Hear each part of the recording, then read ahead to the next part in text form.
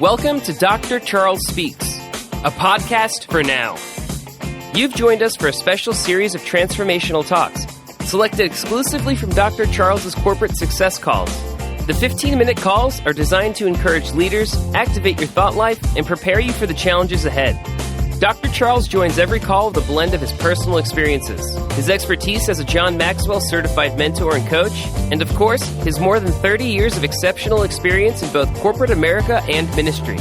Get motivated with Dr. Charles Speaks, a transformational talk from the red line on today's podcast, inspiring excellence and generating results. Good day, my friends. Let's make it a great day. It's a great day because you have a choice. You could either make it a great day or you could make it a bad day or sad day, a depressed day. But I'm here to encourage you to make it a great day. And why not start off the week on a positive note? And why not continue to challenge yourself and continue to grow? That's what I'm all about, positive leadership and encouraging you and all of my listeners, including encouraging myself to get better, do better, make a difference, give people an opportunity, share with others. Be positive. We got enough negativity in the world today. We can be positive change agents. We can be repairers of the potholes of life, and we can make a difference. I know you're with me. I thank you again for listening. And so today I want to talk to you about identifying potential leaders. We need potential strong leaders to become effective leaders. And so if you're a leader today, and I know you are, you have an opportunity to pour in someone else's life and even make them better, even perhaps better than you. What's wrong with that? You're not jealous, are you? You won't be envy. You'll be proud of the fact that you were able to make a contribution to a future leader. But I want to give you some points on how to identify those potential leaders. One of the primary responsibilities of a successful leader is to do what? Identify potential leaders. Having the ability to recognize ability. Look, you can't do it alone. Whether you're running a company, whether you're running just a lemonade stand, you can't do it alone. You're going to have the ability to see the best of people and not be intimidated.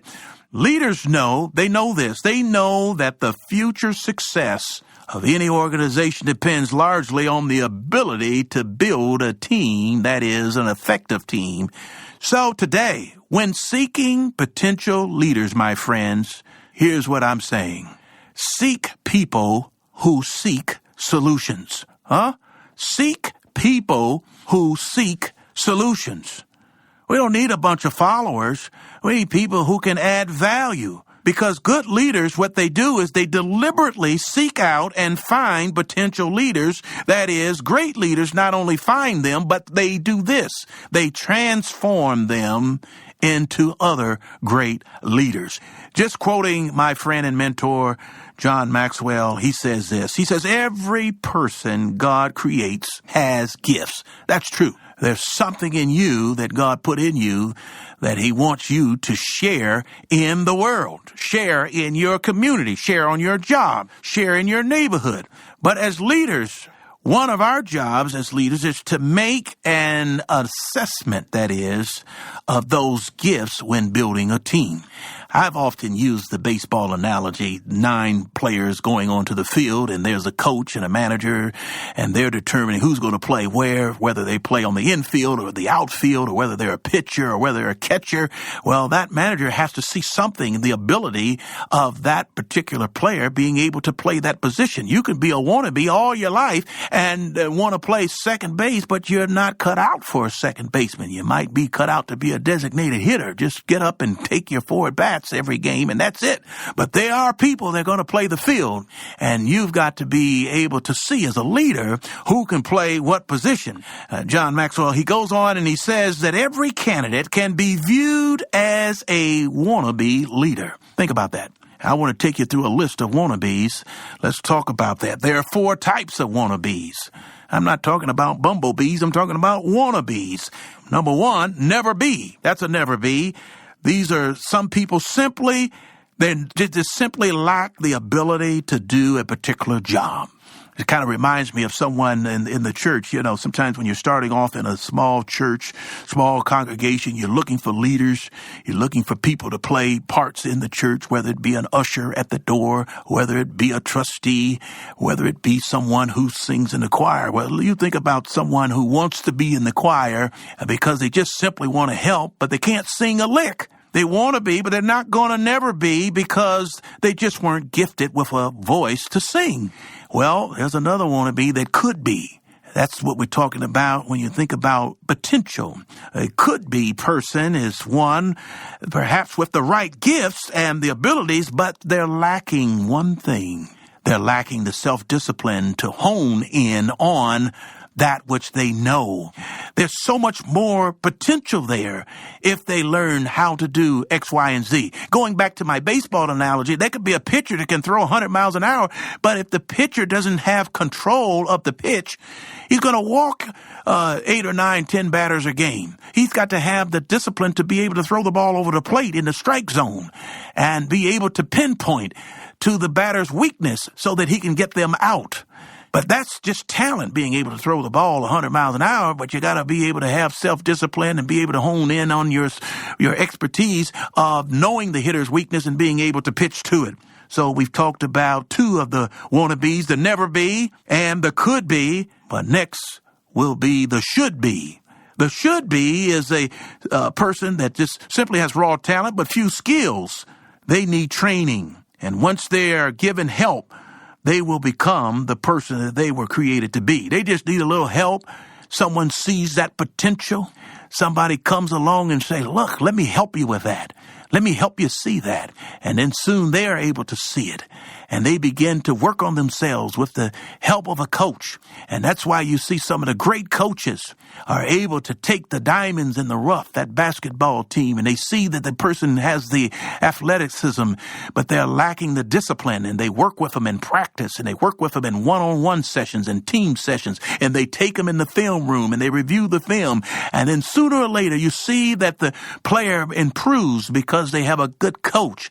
They have a good leader, someone who is helping them see themselves and the potential that they have, and they go from being a should be to a must be. That's the last one, number 4, a must be. A must be is the only thing a must be lacks is opportunity.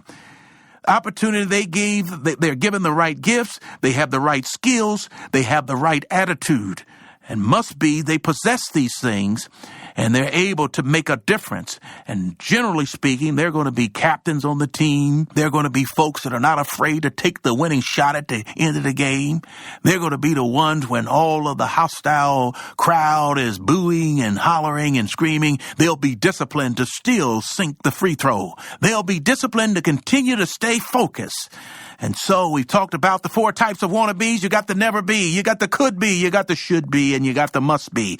But remember, if you select well, the benefits, they are multiplied. If you select poorly, the problems are multiplied, which will cost you time and will cost you money. And so hiring an employee is like someone said, it's like skydiving. Once you've jumped out of the plane, you are committed.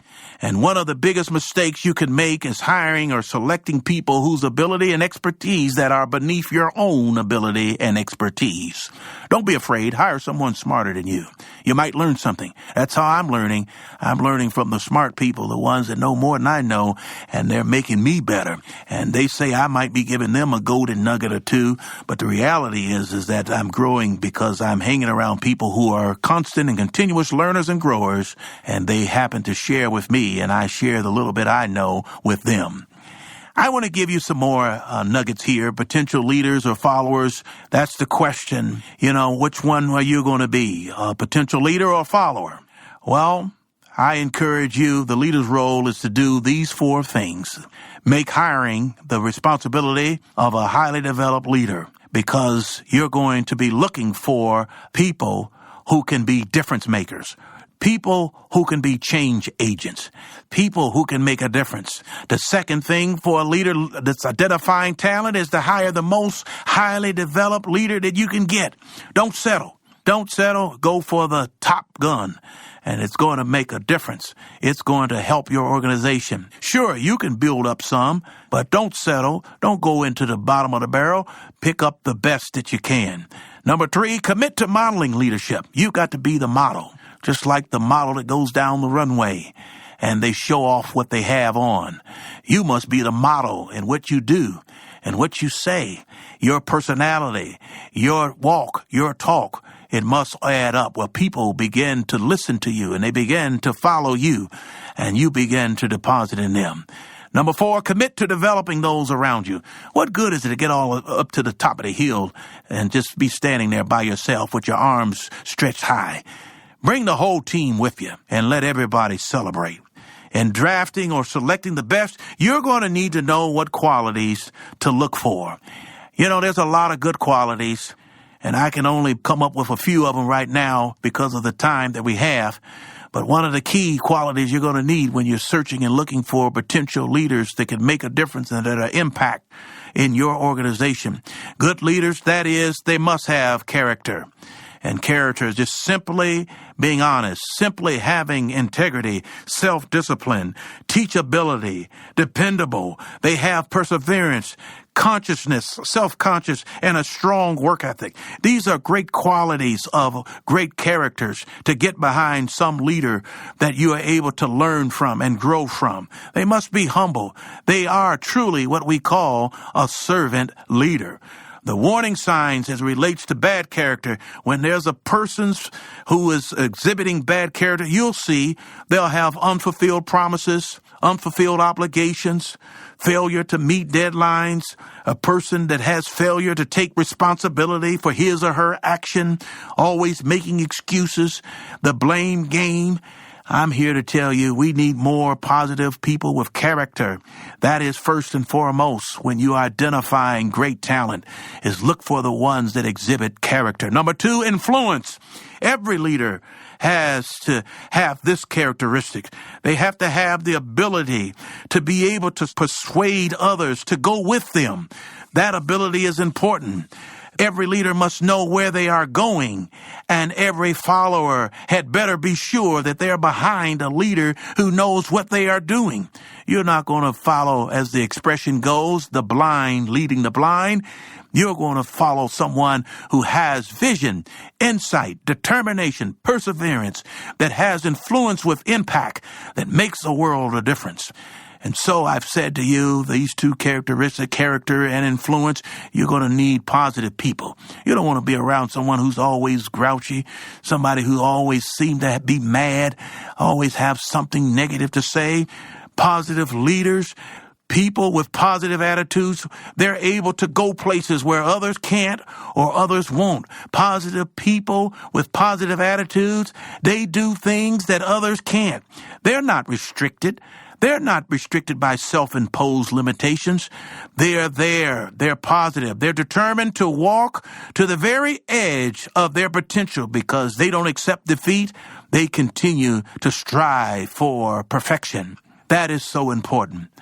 The last one, my friend, is just simply people skills. Excellent people skills involve a genuine concern for others, the ability to understand people, and the decision to make positive interactions with others primary concern. Think about this. Our behavior towards others determine their behaviors towards us. What is your plan, my friends, for locating and identifying potential leaders? They're there. You just have to open your eyes and invite them in and learn and grow together. Thank you, my friends. This is Dr. Charles, The Red Line. Have a great day and make it a great week. Now let's go back to work. Thank you for listening to Dr. Charles Speaks. Visit drcharlesred.com for booking info for your ministry, business, or leadership team.